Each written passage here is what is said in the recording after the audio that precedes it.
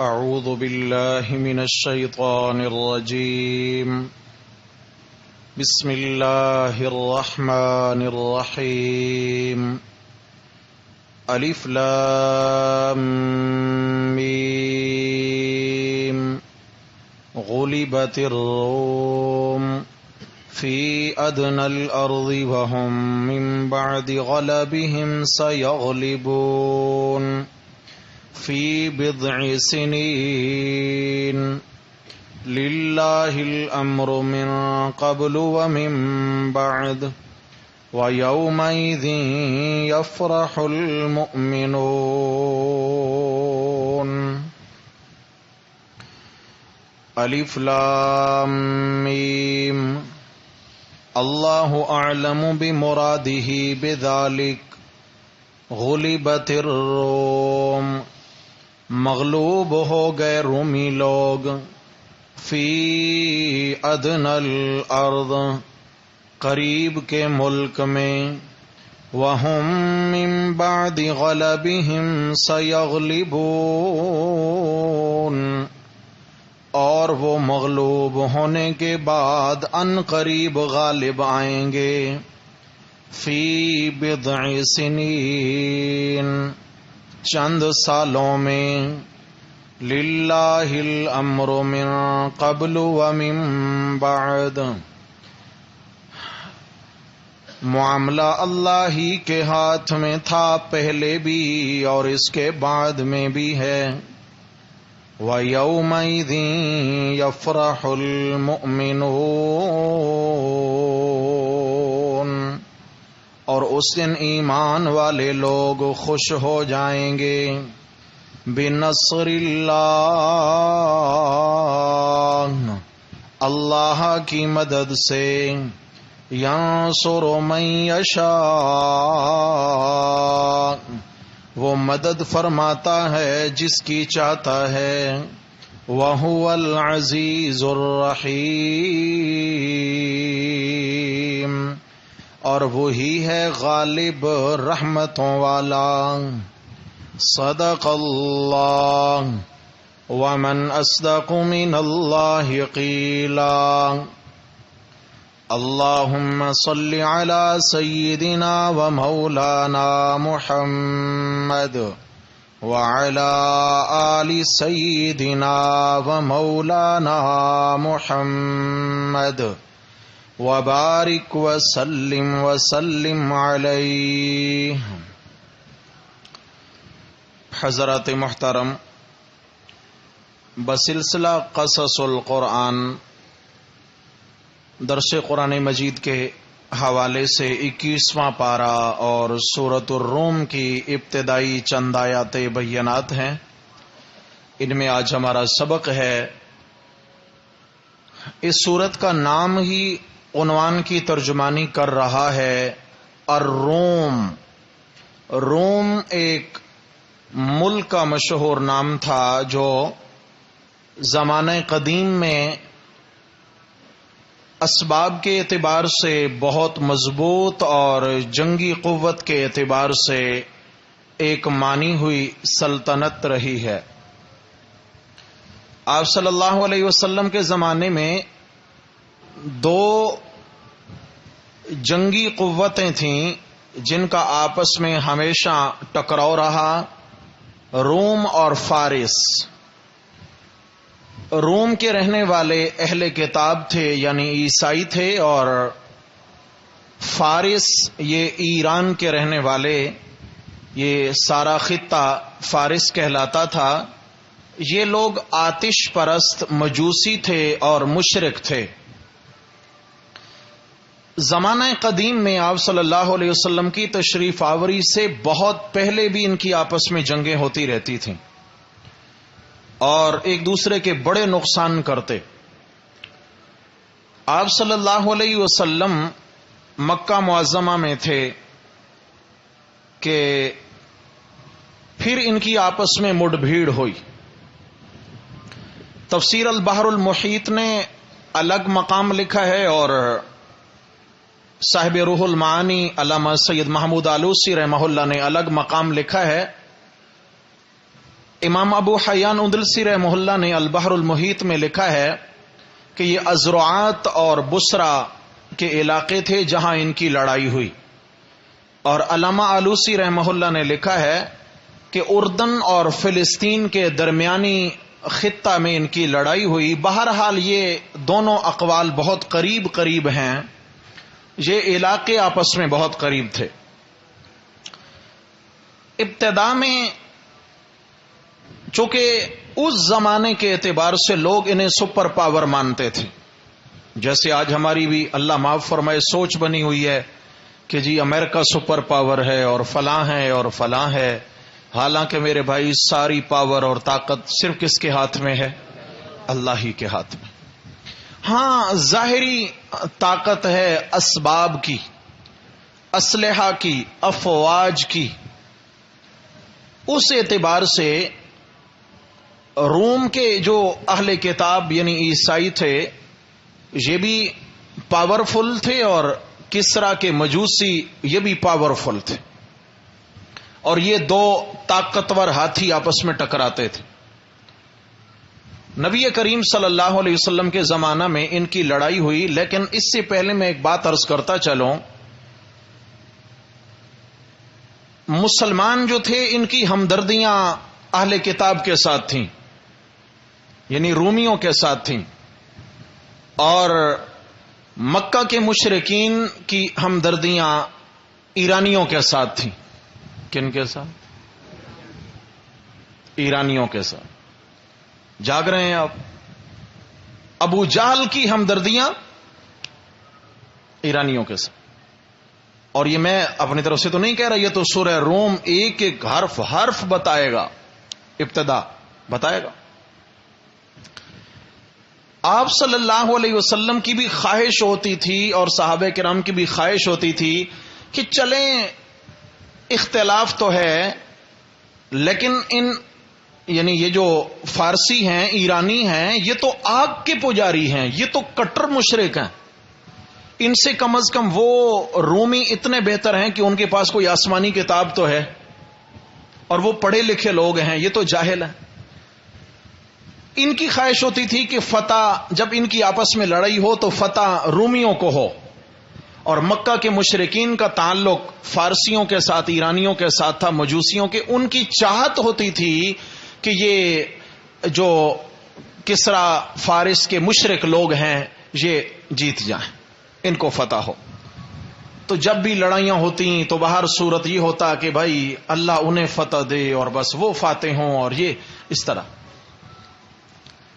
نبی کریم صلی اللہ علیہ وسلم کے زمانے میں لڑائی ہوئی ان کی آپس میں، تو اللہ کا کرنا ایسا ہوا کہ جو روم کے اہل کتاب تھے وہ مغلوب ہو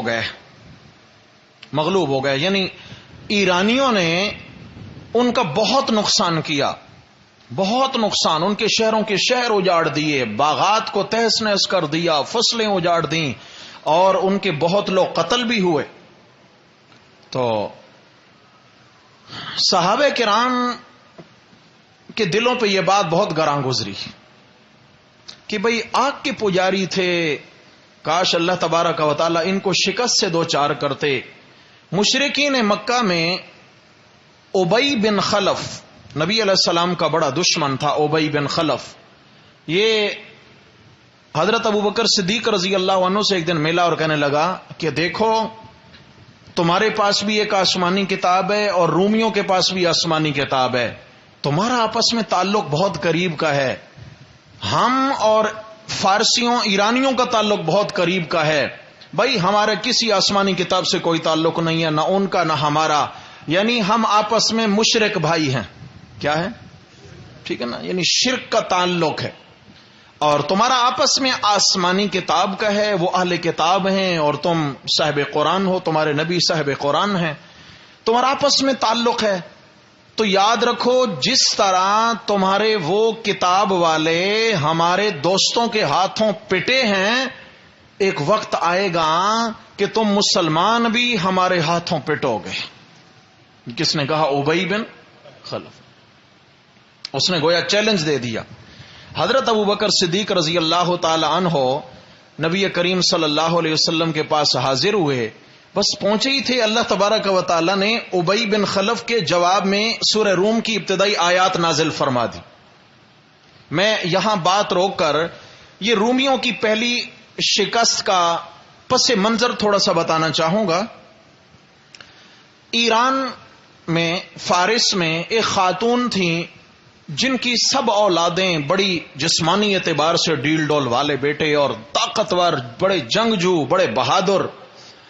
تو جو کسرائے فارس تھا، یعنی فارس کا جو بادشاہ تھا، اس نے اس خاتون کو اپنے پاس بلایا کہ دیکھو، میں چاہتا ہوں کہ زمین پر دو طاقتیں نہ ہوں، دو ایسے ملک جو اپنے طور پہ پاورفل سمجھے جاتے ہیں وہ نہ ہوں۔ میں چاہتا ہوں کہ میں رومیوں کا ہمیشہ کے لیے خاتمہ کر کر وہاں تک میں اپنے شہر آباد کر دوں اور ہر طرف ہمارا سکہ چلے، فارسی سکہ چلے اور آگ کی پوجا ہو۔ تم یہ بتاؤ کہ تمہارے بیٹے بڑے جری ہیں، طاقتور ہیں، بہادر ہیں، جنگجو ہیں، میں تمہارے بیٹوں میں سے کسی ایک بیٹے کے حوالے کمان کرنا چاہتا ہوں کہ وہ فوجوں کی کمانڈ سنبھالے اور روم پہ حملہ آور ہو۔ یہ بتاؤ، تم ماں ہو، تمہارے بیٹوں میں سب سے سمجھدار جنگجو کون سا بیٹا ہے؟ اس نے کہا دیکھو، میرے 3 بیٹے جو ہیں اس قابل ہیں، ہرمز، اور اس کے علاوہ جو ہے ایک میرا بیٹا ہے فرخان، اور ایک میرے بیٹے کا نام ہے شہر باراز۔ ہرمز، فرخان، شہر باراز، یہ 3 میرے بیٹے ہیں۔ میں تینوں کی صفات تمہارے سامنے رکھ دیتی ہوں اور تم چنو کر لینا۔ میرا ہرمز بیٹا جو ہے یہ لومڑی ہے، مکار ہے، دشمن کو گھیرے میں لیتا ہے لیکن مکاری سے، بہادری سے نہیں۔ ہرمز مکار ہے۔ اور فرخان جو ہے وہ تیر ہے، بس وہ سیدھا سیدھا ٹکرا جاتا ہے، سمجھ آ گئی؟ وہ دیکھتا نہیں ہے کہ مجھے وار کس طرح کرنا چاہیے تھا، وہ چڑھ دوڑتا ہے۔ اب نصیب کی بات ہے، فتح ہو یا شکست ہو، وہ تیر ہے، مثال اس کی تیر سے دی۔ اور میرا بیٹا جو شہر باراز ہے، یہ بڑا سلیم الطبع ہے، سمجھدار ہے، اور حرب و ضرب کے قوانین کا، اس کے فنون کا ماہر ہے۔ دیکھ لیں۔ اس نے کہا پھر ایسا کرتے ہیں کہ تمہارے اس بیٹے کو، تیسرے بیٹے کو ہم لے لیتے ہیں، شہر باراز کو لے لیا، اس کو کمانڈر بنا کے بھیج دیا۔ اس نے اپنی جنگی تدبیروں کے ذریعے روم کے شہروں کے شہر آن میں فتح کر ڈالے۔ ادھر سے چڑھ دوڑا، ادھر سے مختلف اس نے طبقات میں اپنی فوج کو تقسیم کیا اور حملے کر کر روم کے شہروں کو اس نے تہس نہس کر دیا، حتیٰ کہ شاہ روم جو ہرقل تھا، عیسائی بادشاہ، وہ بیت المقدس میں جا کر قلعہ بند ہو گیا۔ اور پھر کئی مہینوں تک محاصرہ ہوا، لڑائی ہوتی رہی۔ پھر اس کے بعد کیا ہوا کہ یہ شکست خوردہ ہوئے۔ جب انہیں شکست ہو گئی تو اپنا نظم و نسق وہ بنانے لگا۔ تو ادھر سے کسی نے یہ خبر ایران کے بادشاہ یعنی کسرا کے کانوں میں یہ ڈال دی، کسی جاسوس نے، کہ جو شہر باراز کا درمیانہ بھائی ہے فرخان، وہ ہے تو بڑا جنگجو، بہادر ہے، چڑھ دوڑتا ہے، وہ تیر ہے۔ اس نے یہ خواہش ظاہر کی ہے کہ جب فاتح ہم ہوئے ہیں تو ایران کے تخت پر ہم بھائیوں کا حق ہے، لہٰذا ہم یہاں سے واپس جائیں گے تو شاہ کسرا جو ہے اس کی خیر نہیں ہے، میں اس کا خاتمہ کر کے میں خود بادشاہت سنبھالوں گا، کہ لڑے ہم اور بادشاہت وہ کرے۔ تو ادھر کیا کیا شاہ ایران نے یعنی کسرا نے خط لکھا فرخان کے چھوٹے بھائی اس کے شہر باراز کے نام کہ تم ایسا کرو، اپنے بڑے بھائی کا سر کاٹ کے میرے پاس بھیج دو، بھائی کو قتل کرو اور اس کا سر میرے پاس دربار میں بھیج دو۔ اس نے منع کیا کہ دیکھو میرا بھائی بہت قیمتی ہے، بہادر ہے، کسی نے آپ کے کان بھرے ہیں، آپ اتنا جلد یہ فیصلہ نہ کریں۔ جب اس نے خط پڑھا، اس نے دوسرا خط لکھا کسرا نے، ایران کے بادشاہ نے، کہ میں تمہیں حکم دیتا ہوں اور حکم عدولی کا کوئی بھی تمہارے پاس حق نہیں ہے، تم اپنے بھائی کو قتل کر کے میرے پاس۔ اس نے پھر بہرحال سمجھایا، تو پھر اس نے تیسرا خط لکھا اپنے ایلچیوں کو دے کر کہ جا کر تم یہ جو ہے نا شہر باراز کو خط دو کہ میرے خط پہنچتے ہی، میرا حکم ملتے ہی تم تخت چھوڑ دینا، فوجوں کی کمان چھوڑ دینا اور اپنے بھائی فرخان کو تم کمانڈر بنا دینا اور تم معزول ہو. چیف آف آرمی سٹاف کو کیا کر دیا؟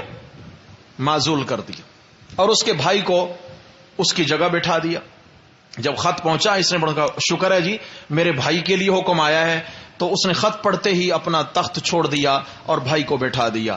اب ایک خفیہ خط تھا ایلچیوں کے پاس, انہوں نے وہ خط فرخان کو تخت پہ بیٹھتے ہی پکڑا دیا, جس کے اندر شہر براز کے قتل کا حکم تھا کہ تم اپنے بھائی شہر براز کو قتل کر کے اس کا سر میرے پاس روانہ کرو. یہ باغی ہے. بات سمجھ میں آ رہی ہے؟ جو پہلے چیف آف آرمی سٹاف تھا, اب تم اسی کا سر کاٹ کے میرے پاس پہ.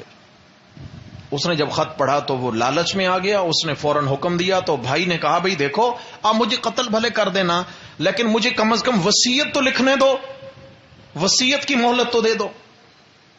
تو علامہ ابن کثیر رحمہ اللہ نے لکھا ہے کہ اس نے پھر وہ فائلیں کھولی, لکھنے لگا. لکھنے کے بہانے وہ بیچ میں سے وہ خطوط نکالنے لگا جو کسرا نے بھیجے تھے فرخان کے قتل کے آرڈر دے کر, جو فرخان کو معلوم ہی نہیں تھا. اس نے وہ خطوط بھائی کے سامنے رکھے کہ یہ پڑھ لو, اس کے بعد جو فیصلہ ہو. بھائی نے پڑھا تو بھائی حیران ہو گیا. اس نے کہا بھائی میں تو کسی صورت بھی جو ہے نا اپنے بھائی کو قتل نہیں کروں گا.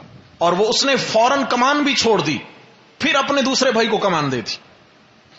اب یہ دونوں بھائیوں نے مل کر ایک سازش کی شاہ کسرا کے خلاف. انہوں نے خفیہ خط لکھا روم کے بادشاہ ہرقل کو کہ بھائی دیکھو ہم تم سے ملاقات کرنا چاہتے ہیں, لیکن بالکل پرسنل ملاقات ہوگی, اور اس ملاقات میں 50 لوگ میرے ساتھ آئیں گے, 50 فوجی تیرے ساتھ آئیں گے, اور ایک خیمے میں ہماری ملاقات ہوگی جہاں ترجمانوں کے علاوہ کوئی نہیں ہوگا, اور 50 سے زیادہ فوجی لانے کی اجازت نہیں ہے. اس نے قبول کیا. تو ادھر سے شہر براز جو تھا وہ بھی 50 لوگوں کو لے کے نکلا, لیکن ہرقل جو تھا اس نے اعتماد نہ کیا. اس نے 5000 کا دستہ اپنے ساتھ لیا, اور آگے اس نے جاسوس بھیج دیے. وہ انہوں نے جب خبریں پہنچائیں کہ بھائی واقعی وہ تو 50 لوگوں کے ہمراہ ہے, زیادہ نہیں ہے, تو اس نے بہرحال اپنے باقی فوجیوں کو واپس بھیج دیا, 50 کو ساتھ لیا. مقررہ مقامات پر پہنچے اور بند کمرے میں خیمے کے اندر ملاقات ہوئی. وہاں ترجمانوں کے ذریعے دوسرے سے بات چیت ہوئی کہ دیکھیے شاہ کسرا کے کہنے پر ہم نے یعنی شاہ ایران کے کہنے پر ہم نے تمہارے ساتھ جنگیں لڑی, تمہارے شہروں کے شہر ہم نے ویران کیے, لیکن اب وہ ہمیں ویران کرنے کی سازش کر رہا ہے, بھائیوں کو لڑانے کی سازش کر رہا ہے. کیوں نہ ایسا کریں کہ ہم دونوں بھائی فوجوں سمیت جتنا ہو سکیں گی فوجیں لے کر ہم تمہارے لشکر میں شامل ہو جاتے ہیں, اور پھر اس کے بعد ہم جو ہے نا کسرا کی اینٹ سے اینٹ بجائیں گے. ہاں جی اندھے کو چاہیے 2 آنکھیں. اس نے کہا بھائی تم میری 2 آنکھیں, بھلے جی بسم اللہ آؤ. لیکن انہوں نے پھر اشارات میں ایک دوسرے کو سمجھایا کہ یہ بات اگر خیمے سے باہر چلی گئی تو ہماری خیر نہیں ہے. کیا کریں جی, یہ دونوں ترجمان جو ہیں ان کا خاتمہ کرنا چاہیے. اس نے اپنا خنجر نکالا, اس نے اپنا, اور دونوں نے اپنے اپنے ترجمانوں کو وہاں قتل کر دیا. اب یہ باہر آئے تو اس کے بعد اس کے لشکروں میں شامل ہوئے. پھر کیا ہوا کہ انہوں نے کسرا کی اینٹ سے اینٹ بجا کے رکھ دی. بہادر تو تھے, جنگجو بھی تھے, پھر فوجیں بھی ان کے ساتھ. تو یہ لڑائی ہوئی. یہ وہ پہلی لڑائی. فرمایا الف لام میم غلبت الروم, کہ رومی مغلوب ہو گئے, ہرقل اور اس کی فوج مغلوب ہو گئے. وہ پہلا مارکا تھا, سمجھے, شہر باراز کی قیادت میں وہ پہلا مارکا. اور پھر اس کے بعد فرمایا فی ادنى الارض وهم من بعد غلبهم سيغلبون, بس یہ ان قریب پھر غالب ہونے والے ہیں. تو اب یہ دوسرا غلبہ تھا جو ان 2 بھائیوں کی چال کے ذریعے سے کامیاب ہوا تھا, اور پھر رومی غالب آئے. یہاں تک تو یہ پس منظر تھا. اب آئیے حضرت صدیق اکبر رضی اللہ تعالیٰ عنہ نے آ کر نبی کریم صلی اللہ علیہ وسلم کو اطلاع دی, یا رسول اللہ ابی بن خلف تو یہ کہتا ہے کہ جس طرح یہ فارسیوں نے رومیوں کا حشر کیا ہے, یاد رکھنا ہم مشرکین تم مسلمانوں کا یہی حشر کریں گے. آپ علیہ السلام پر اللہ تبارک و تعالی نے یہ ابتدائی 6 آیات بینات نازل فرمائیں, اور کیا فرمایا ترجمہ دیکھنا, الف لام میم غلبت الروم, فرمایا رومی لوگ مغلوب ہو گئے. فی ادنى الارض وهم من بعد غلبهم سيغلب, قریب کے ملک میں, قریب کا ملک مطلب ہے کہ جو ایران کی نسبت اور روم کی نسبت مکہ کے زیادہ قریب تھا. یہ فلسطین اور اردن کی سرحد ہے. یہ چونکہ مکہ کے زیادہ قریب تھا. فرمایا یہاں ان کی جنگ ہوئی ہے اور یہاں جنگ میں وہ مغلوب ہوئے, لیکن من بعد غلبہم سیغلبون, اس مغلوبیت کے بعد ان قریب ان کا غلبہ ہوگا. یہ قرآن نے اطلاع دی نہیں دی جی, یہ بات عام نہیں تھی. اصل میں کیا تھا, اللہ نے یہاں دو باتیں ظاہر کرنا تھی. ایک تو یہ ہے کہ فیصلے اللہ کے ہی غالب ہوتے ہیں. نمبر دو, رسول اللہ صلی اللہ علیہ وسلم جو پیشین گوئی فرما دیں وہ اللہ کی جانب سے ہوتی ہے, اس میں اس کی سچائی میں کوئی شک نہیں ہوتا. آپ علیہ السلام کی پیشین گوئی بھی تھی. آپ اللہ کے سچے نبی ہیں. کب یہ غالب ہوں گے؟ فی بضع سنین, چند سالوں میں. لفظ چند آ گیا, ایک نہیں, دو نہیں, تین نہیں, کتنے؟ چند. قرآن نے کہا جی چند سالوں میں غالب ہوں گے. کب ہوں گے؟ چند سالوں میں غالب ہوں گے. فرمایا یہ نہ سوچنا کہ کیسے غالب ہوں گے, وہ تو مار کھا چکے, وہ پٹ چکے, ان کا کچھ نہ بچا. فرمایا للہ الامر من قبل ومن بعد, پہلا معاملہ بھی اللہ کے اختیار میں تھا اور بعد کا بھی اللہ کے اختیار میں ہوگا. ان کو مغلوب کرنا بھی کس کے حکم سے ہوا اور ان کو غلبہ دینا بھی کس کے حکم سے ہوگا. مسئلہ یہ ہوا کہ اللہ جو چاہتے ہیں وہی فیصلہ ہوتا ہے. اللہ کے فیصلے میں کوئی آڑے آ سکتا نہیں, جب جو چاہے جی چاہے کر دے. لیکن فرمایا وَيَوْمَئِذٍ يَفْرَحُ الْمُؤْمِنُونَ, جب وہ غالب ہوں گے رومی تو ایمان والے بڑے خوش ہوں گے. ایمان والوں کی خوشی بھی میرے رب کو کتنی پسند ہے. دیکھیں, مومن کا دل خوش ہوتا ہے, اللہ خوش ہوتے ہیں. اللہ فرماتا ہے مجھے مومن کی خوشی عزیز ہے. لیکن یہ کیسے ہوگا؟ بنصر اللہ, کس کی مدد سے؟ میں بھی قرآن کے الفاظ کا ترجمہ کر رہا ہوں. بنصر اللہ, یہ فتح کس کی مدد سے ہوگی؟ اور مومن کس طرح خوش ہوں گے, کس کی مدد سے؟ اللہ کی مدد سے. اللہ کی مدد شامل حال نہ ہوئی تو پھر کچھ نہیں ہو پائے گا. مسئلہ اللہ کی مدد سے ہے. ینصر من یشاء, جس کی چاہتا ہے وہ مدد فرما دیتا ہے. ینصر من یشاء وہو العزیز, وہ غالب ہے. مغلوب غالب ہے, زبردست ہے. الرحیم ہے, بڑا مہربان. کیا مطلب ہے؟ ایک غالب ہوتا ہے, طاقتور ہوتا ہے, لیکن بسا اوقات طاقتوں والے دنیا میں بہت ہوتے ہیں, وہ اپنی طاقت کا بے جائے استعمال کرتے ہیں. لیکن فرمایا نہیں, میں طاقتوں والا ہوں لیکن الرحیم, میری طاقتوں کے ساتھ میری رحمت کی صفت بھی میری طبیعت پہ اور مزاج پہ غالب ہے. فرمایا میں بہت مہربان ہوں. الرحیم اور الرحیم الرحمان, ان دونوں کے درمیان فرق یہ ہے کہ رحمان الدنیا و رحیم الآخرہ. اللہ دنیا کے اعتبار سے رحمان ہے اور آخرت کے اعتبار سے. اب جناب واپس چلیے, واقعہ عرض کر رہا تھا چونکہ قصص القرآن ہے. حضرت صدیق اکبر رضی اللہ تعالیٰ عنہ کو نبی علیہ السلام نے یہ آیتیں سنا دیں. فرمایا جاؤ, جا کر اب ابی بن خلف سے بات کرو.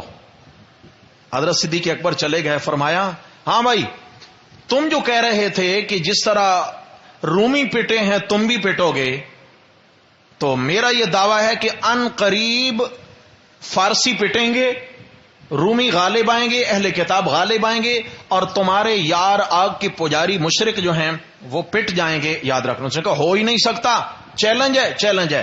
تو ابی بن خلف کہنے لگا کہ کچھ لگ جائے. پھر کیا بولا میں نے؟ کیا شرط لگ جائے؟ اچھا, مزے کی بات کہ یہ واقعہ جو تھا یہ جوئے کی حرمت سے پہلے کا تھا. جوئے کی حرمت سے پہلے کا تھا. یہ تفسیر ابن کثیر میں لکھا ہے, تو عبداللہ ابن عباس سے بھی روایت ہے, اور بھی کئی تفسیروں والے لکھتے ہیں کہ یہ اس سے پہلے کا واقعہ. حضرت صدیق اکبر فرماتے ہیں ہاں مجھے قبول ہے تمہارا چیلنج. تو ابی بن خلف کہنے لگا کہ 3 سالوں, ہاں حضرت صدیق اکبر نے فرمایا کہ 3 سالوں میں جیتیں گے, اور اگر میں اپنے قول کے مطابق جیت گیا تو تمہیں مجھے 10 اونٹ دینا پڑیں گے, اگر تم جیت گئے تو میں 10 اونٹ دوں گا. یعنی ان کی ہار جیت ہماری ہار جیت. کتنے اونٹ لگے جی, اور مدت کتنی؟ 3 سال. واپس آ گئے آپ علیہ الصلوۃ والسلام سے ذکر کے آپ نے فرمایا ابو بکر آپ نے 3 سال کیوں مقرر کر دیے؟ یا رسول اللہ کیوں؟ فرمایا آپ کو پتہ نہیں یہ بضعن کا معنی کیا ہوتا ہے؟ یا رسول اللہ چند ہوتا ہے. فرمایا چند کا اطلاق 3 سے لے کر 9 تک ہوتا ہے. 3 سے لے کر بضعن چند. چند کا اطلاق کوئی کہتا نہیں یہ چند چیزیں ہیں تو 3 سے لے کر 3 4 5 6 7 8 یا 9 اس کے درمیان میں کہیں بھی. آپ ایسا کریں ابئی کے پاس جائیں اور اسے کہیں مدت بھی بڑھا دو اور مال بھی بڑھا دو. مدت بھی بڑھا دو. اور یہ گئے تو ابئی بن خلف کہنے لگا ڈر گئے ہو, گھبرا گئے ہو ابھی سے. کہا گھبرایا نہیں ہوں, میں تو پہلے سے زیادہ تیار ہو کے آیا ہوں. پہلے سے زیادہ تیار ہو کے آیا ہوں کہ مدت بڑھا دو. مدت 10 سال کر لیتے ہیں اور اونٹ 10 کی بجائے 100 کر لیتے ہیں. انہوں نے کہا مجھے قبول ہے.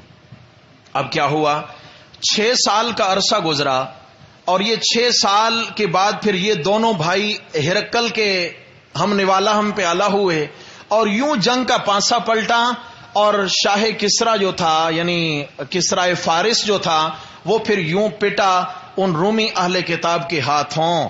اور یہ دن کون سا تھا؟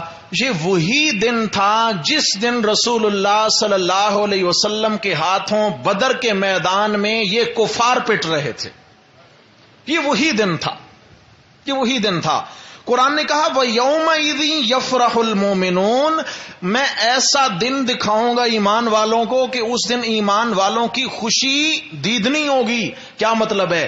ادھر جو آگ کے پجاری تھے وہ اہل کتاب کے ہاتھوں پٹ رہے تھے 17 رمضان اور سن 2 ہجری کو, اور ادھر بدر کے میدان میں مشرکین مکہ جس میں ابی بن خلف اور ابو جہل اور یہ سارے یہ قتل ہو رہے تھے 17 رمضان کو آپ صلی اللہ علیہ وسلم اور آپ کے صحابہ کے ہاتھ. ایمان والوں کو خوشی ملی نہیں ملی؟ بڑی خوشی کا دن تھا. اچھا جناب, ادھر جناب مسلمانوں کو فتح ملی, ادھر رومی اہل کتاب کو فتح ملی, اور پھر کفار کے 70 سردار قتل ہوئے, مشرکین مکہ کے 70 ان کے گرفتار ہوئے, اور ادھر اسی طرح جو کسرا فارس تھا ان کی بھی یہی حالت ہوئی. اللہ رب العزت نے فرمایا کہ میں چند سالوں کے اندر ان کا پانسا پلٹ دوں گا. تو کتنے سالوں میں ہو گیا؟ صرف 6 سالوں میں. چونکہ 3 سے لے کر 9 تک یہ بزن ہوتا ہے تو بیچ میں 6 سالوں کی مدت پہ اللہ تعالیٰ نے یہ فیصلہ فرما دیا. رومی غالب آ گئے. حضرت صدیق اکبر رضی اللہ تعالیٰ عنہ پہنچے امیہ کے خاندان والوں کے پاس. ہاں بھائی, تمہارا باپ تو مارا گیا لیکن ہماری شرط لگی ہوئی تھی, ہماری شرط تھی. اب میں شرط جیت چکا ہوں, 100 اونٹ لاؤ. اس کے بیٹوں نے انتظام کیا. بھائی ہاں, اچھا زبان کے پکے تھے جتنے گمراہ لیکن زبان کے بڑے پکے تھے. 100 اونٹ لائے. حضرت صدیق اکبر رضی اللہ تعالی نے وہ لیے اور مدینہ پہنچے. آپ صلی اللہ علیہ وسلم فرمایا ابو بکر یہ ہمارے لیے استعمال کرنا جائز نہیں ہے, یہ سارے کے سارے اونٹ غریبوں میں تقسیم کر دو, ان کا ہمارے لیے اب استعمال کرنا جائز. حرمت قمار یعنی جوئے کی حرمت بھی آ چکی تھی, لیکن کیا تھا ان سے لینا مقصد تھا, یہ بھی ایک قسم کا مال غنیمت تھا. کیا تھا؟ ٹھیک ہے نا, کیوں آج ہی تو پٹے ہیں, جو وہاں لے کر گئے وہ بھی ان سے چھن گیا, جو پیچھے ہے وہ یوں آ گیا, تو کیا ہے یہ بھی ایک قسم کا, گو کہ تعریف میں مال فے آئے گا لیکن ایک قسم کا ان سے لے لینا یہ ان کو مالی دھچکا تھا. اور وہ آپ صلی اللہ علیہ وسلم نے جتنے مسلمان غربا تھے ان میں سارے اونٹ تقسیم کر دیے. اور پھر اس کے بعد ہمیشہ کے لیے شرط لگانا یہ جوئے کی قسم قرار دیا گیا. فرمایا اس کے بعد کوئی بھی شرط نہیں لگائے گا. یہ نہیں سمجھنا بھائی کہ حضرت صدیق اکبر نے لگائی تھی تو اب ہمارے لیے نہیں, بعد میں مستقل احکامات آ گئے. سورہ مائدہ کے اندر مستقل احکامات آ گئے. انما الخمر والمیسر والانصاب والازلام رجس من عمل الشیطان. پھر یہاں پر شراب کی طرح جوئے کو بھی حرام قرار دیا گیا. اب جوئے کی کوئی سی بھی قسم ہوگی, چاہے وہ شرط کے ذریعے ہو چاہے وہ لاٹری کے ذریعے. لاٹری سمجھتے ہیں نہیں سمجھتے؟ سمجھتے ہیں, سب سمجھتے ہیں, ٹھیک ہے نا. تو یہ ساری قسمیں میرے پیارے کیا ہیں؟ یہ جوئے کی اقسام ہیں اور یہ حرام ہیں. تو یہاں پر اللہ رب العزت فرمایا کہ یہ سب کچھ کیسے ہوا, ایمان والوں کو خوشی کیسے ملی؟ بنصر اللہ. کس کی مدد سے ہوتا؟ کس کی مدد سے ہے؟ کس کی مدد شامل حال ہوئی؟ یہی تو مسئلہ یاد کروانا ہے میرے بھائی کہ تب ہی کام بنتا ہے جب اللہ کی مدد شامل حال ہو، تب کام بنتا ہے۔ صحابہ نے جب مشرکین کی طرف سے بہت ایذائیں برداشت کر لیں، آپ علیہ السلام کے ہاں حاضر ہو کر عرض کرتے ہیں متا نصر اللہ، یا رسول اللہ وہ آپ نے جو فرمایا کہ اللہ کی مدد آئے گی وہ کب مدد آئے گی؟ متا نصر اللہ۔ اللہ رب العزت نے فرمایا الا ان نصر اللہ قریب، سنو ایمان والو، میں اللہ کی مدد تمہارے قریب ہے، قریب ہے۔ شامل حال کب ہوتی ہے؟ فرمایا ینصر من یشاء، جب اللہ خود مدد کرنا چاہیں، اللہ نہ چاہیں تو کوئی زبردستی نہیں کروا سکتا، اور اگر اللہ مدد کرنا چاہیں تو کوئی رکاوٹ ڈال نہیں سکتا۔ آگے فرمایا وعد اللہ، یہ اللہ کا وعدہ ہو چکا۔ اے ابو بکر صدیق، آپ نے چیلنج دے دیا تو ہم کیا ہے رومیوں کو جتوائیں گے، یہ اللہ کا وعدہ ہو چکا۔ لا یخلف اللہ وعدہ، اللہ کبھی اپنے وعدے کے خلاف نہیں کرتے۔ ولیکن اکثر الناس لا یعلمون، لیکن اکثر لوگ بات کی حقیقت کو جانتے نہیں ہیں۔ یعلمون ظاہرا من الحیات الدنیا، فرمایا ان کا تو صرف دنیا کی ظاہر جو ٹھاٹ باٹ ہے، ظاہری طاقت ہے، ظاہری اعتبار سے کہتے ہیں یہ سپر پاور ہے، یہ وہ ان کا ظاہر پہ ہے، ظاہر پہ ان کی نظر ہے۔ وہم عن الآخرۃ ہم غافلون، اور یہ آخرت سے کیا ہیں؟ غافل ہیں۔ کیا مطلب ہے؟ اکثر لوگ بات کی حقیقت کو نہیں جانتے، یعنی مطلب یہ ہے کہ انہوں نے چیلنج دے دیا کہ جس طرح فارسیوں کے ہاتھوں رومی پٹے، اس طرح مسلمانوں کی ہم پٹائی لگائیں گے۔ فرمایا ذرا آ تو لینے دو، بدر میں ہم ان کا حشر کیا کرتے۔ بدر میں جو حشر ہوا، ان کا 1000 کا لشکر ہے، کیل کانٹے سے لیس ہے، ہر قسم کے اسباب بھی ہیں، گویا اس وقت کی سپر پاور بن کر یہ میدان میں اترے۔ اللہ کے محبوب نبی ہیں، زہری اسباب نہیں ہیں، تلواریں نہیں ہیں، گھوڑے اونٹ سواریاں نہیں ہیں، پیادہ صحابہ کرام کی فوج ہے، تعداد کتنی ہے؟ 300، نہتے ہیں، کھانے کے لیے کچھ نہیں ہے، اور جو پکی زمین ہے اللہ کبھی لے جائے تو بدر کا میدان بالکل اسی انداز میں موجود ہے۔ جو پختہ زمین تھی، لال مٹی کی زمین پختہ، اس پر مشرکین مکہ کا قبضہ ہو گیا، اور جو ریتلے ٹیلے تھے وہ صحابہ کرام کے لیے چھوڑ دیے گئے۔ اللہ رب العزت نے عین جنگ کے آغاز میں بارش برسا کر ان کا علاقہ کیچڑ کیچڑ بنا دیا، اور ان کی ریتلی جو زمین تھی اس کو اللہ نے ہموار میدان بنا دیا۔ سمجھ آ گئی ہے؟ اور یوں اللہ نے مدد فرمائی۔ اور جبل الملائکہ اب بھی ہے، اب یوں جائیں گے نا، یہ بدر کا میدان ہے، اس ہاتھ یہ روڈ جا رہا ہے، اس ہاتھ پہ شہدائے بدر کی قبریں، اس ہاتھ پہ دیکھیں تو یوں بڑا پہاڑ ہے، اور اوپر اس کے ریت کے ٹیلے دکھائی دیتے ہیں۔ اس پہاڑ کا نام ہے جبل الملائکہ۔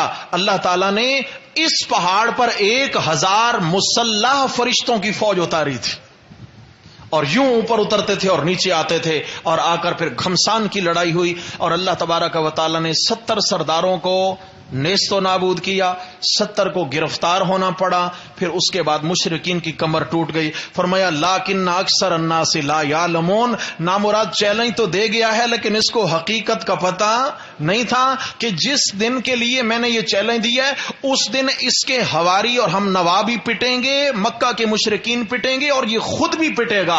آپ صلی اللہ علیہ وسلم نے اس کو صرف ایک ضرب لگائی تھی نیزے کی، صرف ایک ضرب، اس کو یہاں گردن کے پیچھے ضرب لگی تھی، اور ہلکی سی خراش آئی، ابی بن خلف، ہلکی سی خراش، اور خراش کے بعد کیا ہوا کہ یہ چیختا چلاتا اپنے لشکر کی طرف بھاگا کہ مجھے اللہ کے نبی نے مار دیا۔ جب انہوں نے دیکھا بھائی ہلکی سی خراش ہے تو وہ اس کو غیرت دلانے لگے، شرم کر، حیا کر، تو مکہ کا سردار ہے، معمولی سی خراش لگی ہے تو رو رہا ہے۔ کہنے لگا یہ نہ دیکھو خراش کتنی ہے، یہ دیکھو لگائی کس نے ہے، لگائی کس نے ہے۔ تو اسی تکلیف کی وجہ سے یہ مر گیا، اور اللہ رب العزت نے ایمان والوں کو غلبہ عطا فرمایا۔ 2 باتیں ثابت ہو گئیں اس سبق سے۔ نمبر 1، رسول اللہ صلی اللہ علیہ وسلم جو پیشین گوئی فرماتے ہیں وہ کیا ہوتی ہے؟ سچی ہوتی ہے، من جانب اللہ ہوتی ہے، اور وہ پوری ہو کر آپ علیہ السلام نے بہت ساری پیشین گوئی فرمائی، لیکن اس کا مطلب یہ نہیں ہے کہ کل کلاں جو ہوگا تو یہ علم غیب ہے، علم غیب نہیں ہے، اللہ کی وحی سے بتا رہے ہیں۔ کس سے بتایا بھائی؟ اللہ کے بتانے سے، اللہ کی وحی سے بتایا۔ اور دوسرا مسئلہ یہ ثابت ہوا کہ اللہ جو کرنا چاہیں، اللہ دنیاوی طاقتوں کے محتاج، دنیاوی اسباب کے محتاج نہیں ہے۔ اقول قولی ھذا استغفر اللہ واتوب۔